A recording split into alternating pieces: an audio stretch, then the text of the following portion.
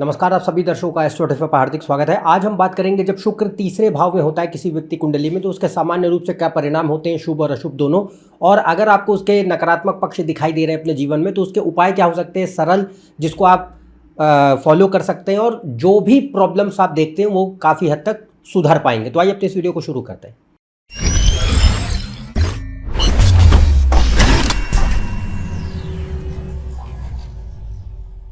यदि आप मुझसे कंसल्टेशन लेना चाहते हैं तो ऊपर दिए हुए वेबसाइट पर जा सकते हैं, इसका लिंक डिस्क्रिप्शन में मौजूद है। तो हम बात कर रहे हैं शुक्र जब तीसरे भाव में हो तो सामान्य रूप से क्या परिणाम देता है।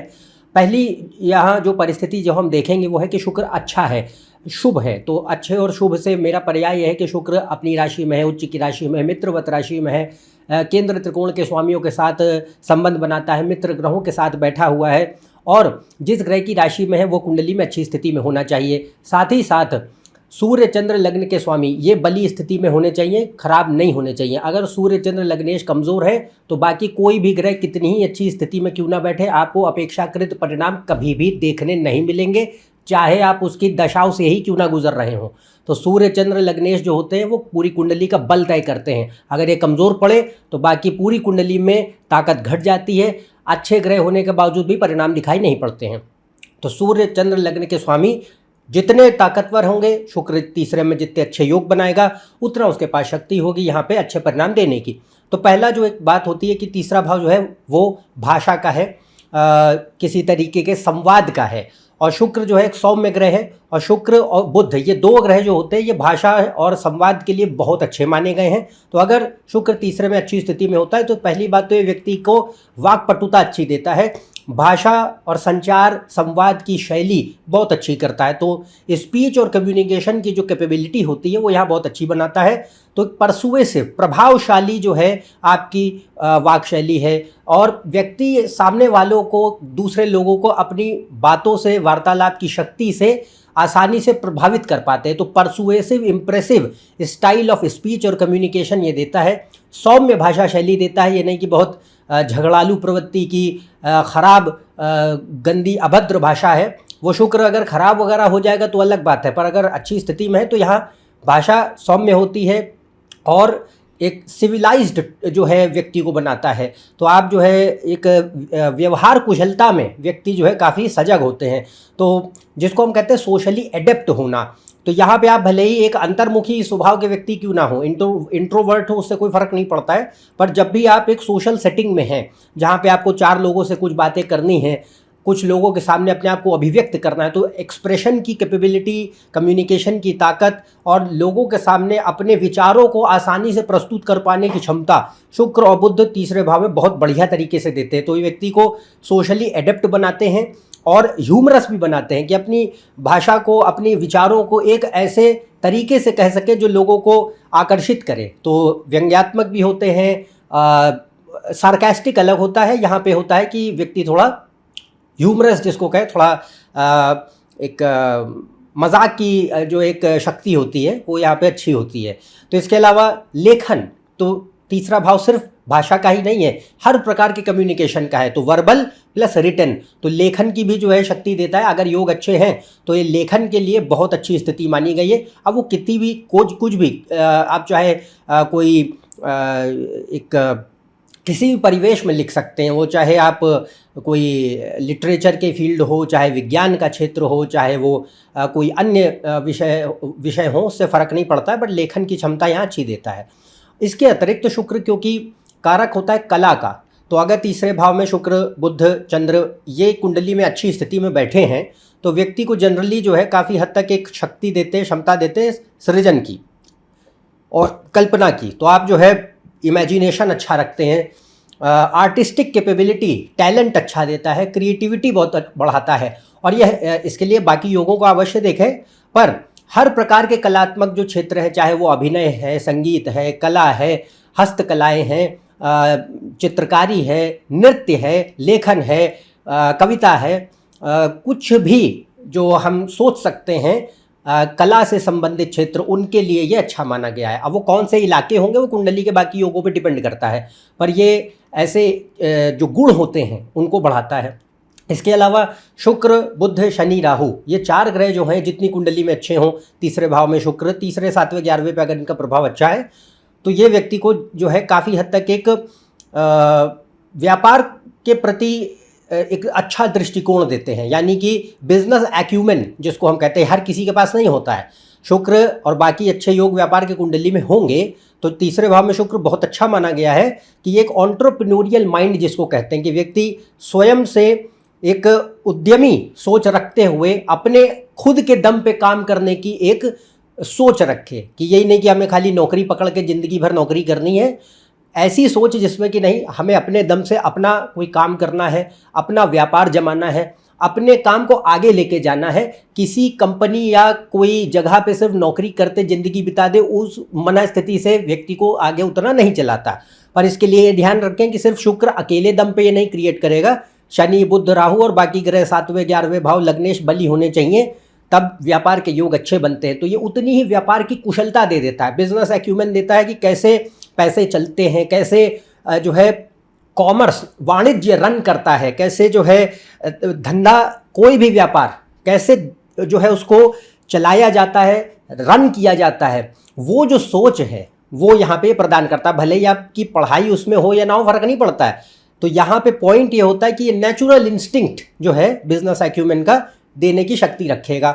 इसके अलावा ये तीसरे भाव जो होते हैं वो मित्रों के और भाई बहनों का होता है। तो अगर शुक्र अच्छी स्थिति में है तो ये अच्छे मित्र देगा, यानी कि जीवन में आपके भले ही कम लोग हैं पर वो हैं आपके काफ़ी घनिष्ठ मित्र हैं आपके, और अच्छे दोस्त हैं जिसको कहते हैं, तो वो यहाँ पे देख सकते हैं।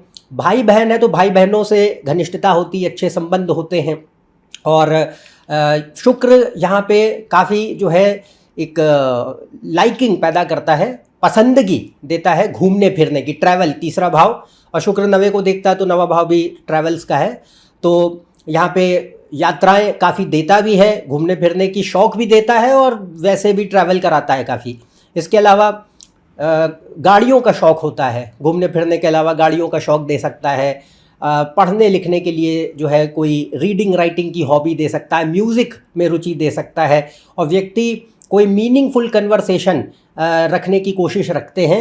ये नहीं कि मुंह से कुछ भी, अक्सर जो है बेतुकी बातें, जो गॉसिप्स की आदत होती है वो बेकार शुक्र देगा। इसमें ढंग का शुक्र होगा तो कहीं ना कहीं ढंग के कन्वर्सेशन देता है, संवाद शैली अच्छी होती है और उसमें मीनिंगफुल कन्वर्सेशन की कोशिश अधिक होती है।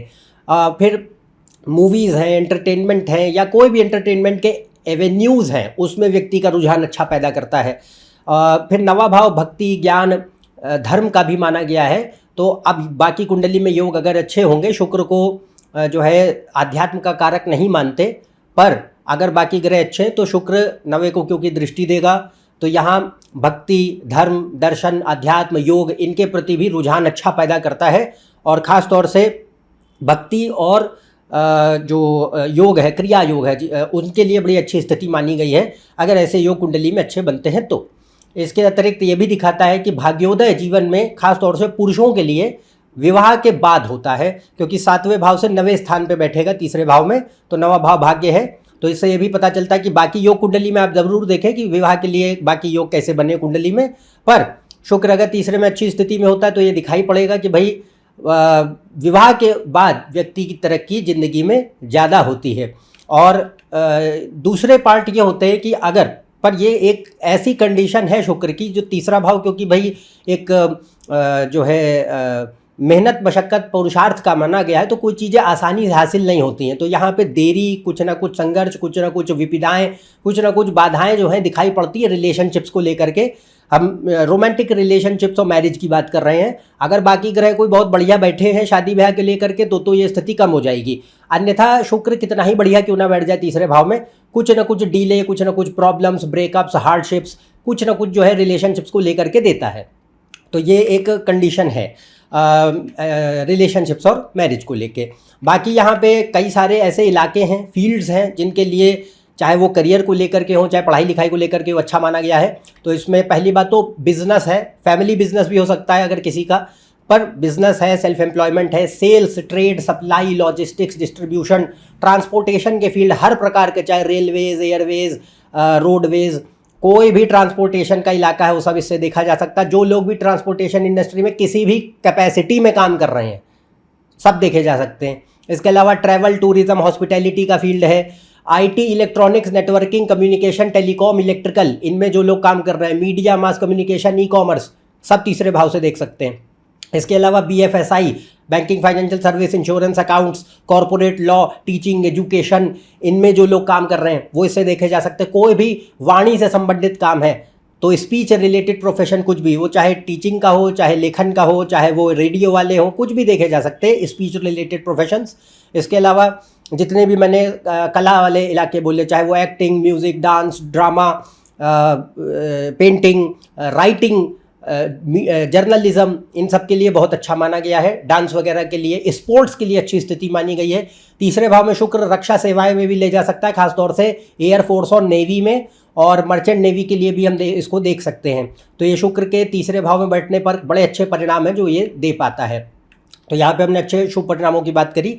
अब बात करेंगे शुक्र अगर तीसरे भाव में खराब हो जाए तो खराब से अर्थ ये है कि भाई शुक्र जो है वो अशुभ राशियों में है, नीच राशि में है, नीच भंग नहीं बना रहा है। जिस ग्रह की राशि में बैठा है वह कुंडली में खराब हो गया। फिर छठे, आठवें, 12वें भाव के स्वामी के साथ उसके खराब संबंध बने हुए हैं।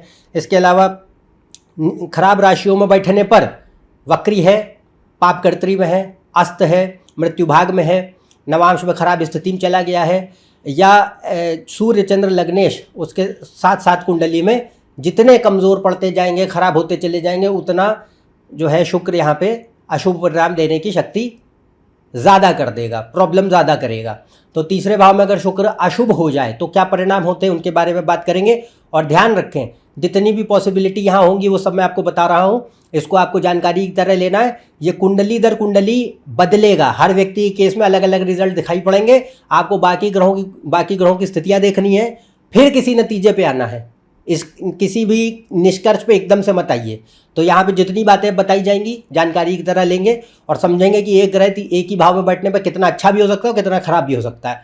तो अब तीसरे भाव में अगर शुक्र खराब हो जाए तो कुछ चीज़ें जो देखने मिलती हैं वो ये कि या तो स्पीच रिलेटेड प्रॉब्लम्स हो सकते हैं, कि जैसे कोई बच्चों को स्पीच डिले होता है कि जल्दी बोलना ही नहीं शुरू कर पा रहे हैं, या स्पीच प्रॉब्लम्स होती है कि बोलने की कोई बीमारी है, या मतलब स्टैमरिंग प्रॉब्लम्स है, या हकलाना तुतलाना जिसको कहते हैं, ऐसे कोई स्पीच डिफेक्ट्स हैं वो देखने मिल सकते हैं। लर्निंग डिसऑर्डर्स हैं जैसे ऑटिज़म स्पेक्ट्रम के प्रॉब्लम्स होते हैं वो इससे देखे जा सकते हैं, पर इसके लिए अन्य योगों को देखें। इसमें बुध और गुरु की भूमिका बहुत ज़बरदस्त होती है, अकेला शुक्र इसको नहीं करेगा। बट यह है कि अगर बाकी ग्रह अशुभ है और तीसरे भाव में शुक्र खराब हो गया तो ये चीज़ भी देखने की शक्ति उसकी बढ़ जाती है।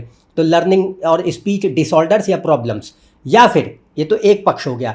दूसरा पक्ष होता है कि भाषा में कोई दिक्कत नहीं है, बट भाषा खराब और गंदी बहुत है, अभद्र भाषा है। तो इससे पता चलता है कि या तो व्यक्ति जो है बहुत ही कटु भाषा है, बहुत ही गाली गलौज भरी गंदी भाषा का प्रयोग करते हैं, झूठ बोलने की बहुत आदत है, पैथोलॉजिकल लायर्स जिसको कहते हैं, मैनिपुलेट करने की आदत है, ये चीज़ें। और ख़ास तौर से जिसको देखा जाए जो लोग बहुत ही मीठा मीठा बोलते हैं बट पीछे से जो है बिल्कुल विश्वासघाती प्रवृत्ति होती है, वो इससे देखे जा सकते हैं। तो यहाँ पे कंडीशन क्या है कि harsh abusive speech, lies, manipulation देख सकते हैं। और इसके अतिरिक्त ये स्वभाव में, पर इसके लिए बाकी ग्रहों को भी देखेंगे आप, क्योंकि इसमें चंद्र बुध की भूमिका बहुत है। पर पॉइंट ये है कि यह व्यक्ति के स्वभाव में भी काफ़ी नकारात्मकताएं दे सकता है, जैसे कि स्वार्थपरता बहुत बढ़ाता है, लालच बहुत बढ़ाता है, धूर्तता अधिक कर देता है, मौका परस्ती बहुत बढ़ाता है। जितने भी संबंध, वीनस रिलेशनशिप्स का ग्रह है, सिर्फ रोमांटिक रिलेशनशिप्स नहीं, हर प्रकार के रिलेशनशिप तो शुक्र ही दिखाता है सोशल सेटिंग में। तो अब यहाँ पे जितने भी रिलेशन बनेंगे इंसान के वो सिर्फ मौका परस्ती से बनेंगे। या तो आप लोगों से मौका परस्ती के चलते जुड़ते हैं अपने फायदे और सौदों के लिए, या लोग आपसे इस तरीके से जुड़ते हैं, उसमें कोई प्रेम, आत्मीयता, घनिष्ठता का भाव कुछ नहीं होता है। इसके अलावा शुक्र अगर तीसरे में खराब होगा तो इसमें मंगल की भूमिका बहुत ज़बरदस्त है, क्योंकि तीसरे भाव का कारक ग्रह दो होते हैं, या तो एक मंगल होता है, बुध होता है। तो अगर वो अशुभ होकर बैठेगा तो ये व्यवहार में टॉक्सिसिटी भी बढ़ा सकता है व्यक्ति के, पर ये बाकी ग्रहों पे बहुत निर्भर करता है। पर अगर देखा जाए तो टॉक्सिक ट्रेट्स जिसको कहते हैं वो देखने मिलते हैं, कि जैसे वासना का जो स्तर है बहुत ही अधिक है और उसकी पूर्ति गलत तरीक़ों से, गलत मार्गों से की जाती है। इसके अलावा रिलेशनशिप्स जो भी होते हैं उनमें कोई कमिटमेंट नहीं होता, कोई ट्रस्ट नहीं होता, चीटिंग टेंडेंसीज होती हैं, गोल्ड डिगिंग नेचर होता है, फायदे सौदे स्वार्थों के लिए सिर्फ शादी ब्याह रिश्ते चलाए जाते हैं या बनाए जाते हैं, निभाने वाली प्रवृत्ति इसमें होती नहीं है। इसके अलावा रिश्तों को तोड़ देगा, कोई भी रिश्ते हों, चाहे सिर्फ मैरिज या रिलेशनशिप ही नहीं, वो भाई बहनों के साथ संबंध है, दोस्तों के साथ संबंध है, ऑफिस प्लेस में किसी लोगों के साथ संबंध है, वो शुरुआत में बने भी तो बाद में टूट जाते, चलते नहीं हैं। इसके अलावा जो उसका रीज़न भी ये होता था कि यहाँ पे जो ट्रेड्स हैं निगेटिव अगर बढ़ती चली जा रही हैं कि ईर्ष्या अधिक है तो जेलेसी, ओवर ड्रामेटिक नेचर है, छोटी छोटी बात पे ड्रामाबाजी करने की आदत होती है कुछ लोगों की। इसके अलावा पोसेसिव बिहेवियर है, विश्वासघाती प्रवृत्ति है, कोई भी उसमें एक सेल्फ डिनायल में जीने की आदत है, डेस्परेट सोशल वैलिडेशन जिसको कहते हैं वो प्रॉब्लम्स दे सकता है। तो ये सारे जो इश्यूज़ है, इमेच्योरिटी बढ़ा देता है। तो अगर ये सारे बढ़ जाएंगे तो ऑब्वियस है कि रिलेशनशिप्स या कोई भी तरीके के संबंध जो है चल पाना कठिन हो जाता है। इसके अलावा यहाँ पे एक और पक्ष जो दिखाई देता है वो ये कि किसी भी तरीके की गलत कुसंगति कहते हैं या खराब आदतें देने की ताकत होती है। तो कुसंगति हो गई कि खराब जो है आपके दोस्त यार बहुत ही जो है एक पुअर कैटेगरी के हैं और उनके चलते आपके अंदर भी जो है नकारात्मक प्रवृत्तियाँ और बढ़ती चली जा रही हैं। दूसरा, किसी भी तरीके की खराब आदतें, ऐब जिसको कहते हैं, वो चाहे किसी तरीके की लतें हों, और चाहे झूठ बोलने की आदत हो, चाहे धोखाधड़ी की आदत हो, और चाहे अन्य किसी प्रकार के जो नकारात्मक आप सोच सकते हैं कोई भी ऐब, वो देने की शक्ति होती है। इसके अलावा पढ़ाई लिखाई में कोई मन नहीं लगता है, कंसंट्रेशन पुअर कर देगा, इधर उधर बस खाली एक जिसको कहते हैं कहीं कोई काम में सिंसियरिटी दे करके आगे बढ़ने का जो नेचर होता है वो अच्छे शुक्र का होगा। ख़राब हो जाएगा तो आप कोई काम शुरू तो थोड़ा बहुत अगर कर भी दिए तो लॉन्ग टर्म में टिक नहीं पाते। तीसरा भाव विल पावर का भी होता है, तो यहाँ पे मन नहीं लगता, थोड़े वक्त के बाद छोड़ देते हैं और किसी भी काम के प्रति एक सीरियसनेस जो होनी चाहिए वो डेवलप नहीं होती। इसके अलावा व्यक्ति को कभी कभी और इसमें सूर्य की बहुत बड़ी भूमिका है, पर अगर सूर्य भी खराब हुआ तो व्यक्ति को बहुत ही छिछला बनाता है, मतलब शैलो, फेक, सोशल वैलिडेशन के भूखे होते हैं और अपने जो एक ज़िंदगी में मेहनत मशक्क़त परिश्रम करके चीज़ें हासिल होती, जैसा मैंने कहा, उनसे व्यक्ति मुँह चुराता है, जिम्मेदारियों से मुँह चुराते हैं, इररिस्पॉन्सिबल इमेच्योर एक्शन बढ़ता चला जाता है। इच्छाएं बहुत सारी होंगी, करना धरना उसके लिए कुछ नहीं करना है, तो ये प्रॉब्लम आ जाती है। इसके अलावा हीडोनिस्टिक नेचर है, भयंकर सुखवाद, कि जीवन में सिर्फ एक ही चीज़ मायने रखती, वो है मेरी इंद्र तृप्ति। Person who is living only for the sake of fulfilling his or her material desires and pleasures, और कुछ नहीं, सेंसरी प्लेजर्स के लिए ही जीवित है। इसके अतिरिक्त उससे ऊपर उठ करके जीवन का कोई अर्थ, उद्देश्य, सार्थकता कुछ समझ आए, इसकी प्रवृत्ति या बुद्धि शुक्र प्रदान नहीं करेगा। जितना खराब होगा ये उतना अधिक है। इसके अलावा यहाँ पे 8वें से 8वें स्थान पे पड़ता है, तो ये एक्सीडेंट्स दे सकता है, कोई भी वेहिकुलर एक्सीडेंट्स है, वाहन से होने वाली दुर्घटनाएं, पर इसके लिए चौथे 8वें भाव मंगल वगैरह को देखना जरूरी है। अगर वह कुंडली में अच्छे रहेंगे, एक्सीडेंट वगैरह के योग ज़्यादा हैं, तो शुक्र तीसरे या चौथे भाव में खराब होकर बैठता है या 8वें भाव में, तो ये एक्सीडेंट देने की ताकत ज़्यादा कर देता है। इसके अलावा इसमें हम किसी भी तरीके के गैर कानूनी, अवैध, भ्रष्टाचार वाले कार्य भी देख सकते हैं, क्योंकि 9वें भाव की दृष्टि, 9वां भाव धर्म का होता है। अगर गुरु और नवमेश ये सब अच्छे ना हुए, सूर्य चंद्र की परिस्थिति जैसा मैंने कहा वो पर्सनालिटी चलाते हैं, ये इस तरीके के हैं नकारात्मक, तो ये काफ़ी हद तक जो नकारात्मक एक दिशाएं होती हैं उनमें भी ले जा सकते हैं व्यक्ति को। तो वो चाहे कोई भी गैर कानूनी, अवैध, भ्रष्ट गतिविधियों में शामिल हो जाना है, कोई चोरी चकारी है, फ्रॉड या स्कैम करना है, एम्बेजलमेंट करना है, इससे वाइट कॉलर क्रिमिनल्स हम देख सकते हैं। और कोई भी, क्योंकि शुक्र नशे का ग्रह है, तो इससे ड्रग डीलर्स या कोई भी जो एक तरीके की कोई स्मगलर्स जिसको कहते हैं, ये शुक्र का प्लेसमेंट है इस केस में। और दूसरा होता है इसमें प्रोस्टिट्यूशन है, वैश्यावृत्ति, वो इससे देखी जा सकती है। तो अब ये जितनी भी पॉइंट्स मैंने कहे हैं ये नो डाउट बहुत नेगेटिव है, बट मेरा उद्देश्य यहाँ है ज्योतिष समझाना। आप अगर ज्योतिष के जो है एक विद्यार्थी हैं तो उसके मद्देनज़र इसको सीखने के दृष्टिकोण से समझिए। यहाँ पे जजमेंट एकदम से पास नहीं करेंगे, जब तक कि आप बाकी कुंडली में बाकी ग्रहों को नहीं देख लेते हैं तब तक आपको किसी भी कंक्लूजन पे नहीं आना है। तो यहाँ पे ये पॉइंट जितने बताए गए, treat it as a source of information only. तो हमने यहाँ पे पॉइंट जो है कई सारे आपको एक्सप्लेन करे, अच्छे और बुरे दोनों। पर अगर आपको नकारात्मक पक्ष शुक्र के अपने जीवन में किसी भी संदर्भ में दिखाई देते हैं तो उसके ऊपर मैंने वीडियो बनाया है और उसको जो है आप ऊपर कार्ड सेक्शन में देख सकते हैं, नीचे डिस्क्रिप्शन में उसके लिंक दिए हैं। उसमें और भी जितने भी नकारात्मक पक्ष शुक्र के कमज़ोर हो जाने पे व्यक्ति के जीवन में दिखाई पड़ते हैं उनके चर्चा उसमें की गई है। पर उसके वास्तविक और ज्योतिषीय उपाय क्या है जिसको करने से काफ़ी हद तक आप जो है उसके अपने जीवन में सुधार देखते हैं, वो उसमें बताया गया है। तो आपसे आग्रह है कि उस वीडियो को देखें।